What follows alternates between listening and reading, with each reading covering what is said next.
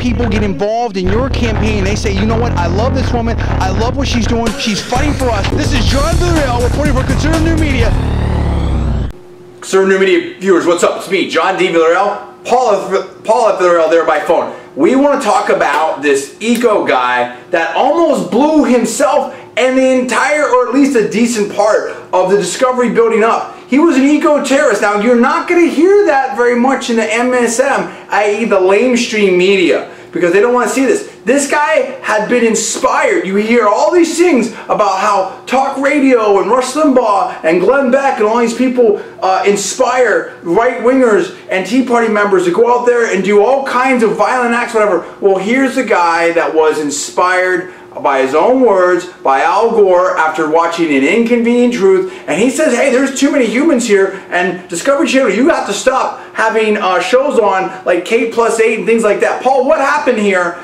This is a shocking and sad story. What exactly happened here, and what do we make from all this?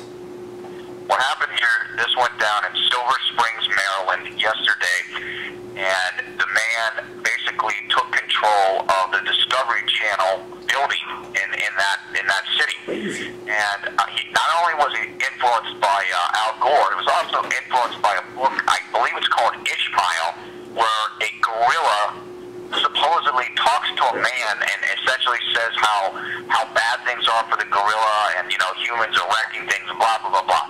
The man's name is James J. Lee. He is an adherent, or was an adherent, to Malthusian principles, basically zero population growth. That is, that humans are wrecking the earth, and that humans are outstripping the natural resources necessary to supply them. So what we have here is, we have a very large example of left-wing extremism, when most of what people hear is that there's a danger from right-wing extremism. And that's what went on. That's crazy. I'm glad that the police were able to go in there and no hostages were hurt.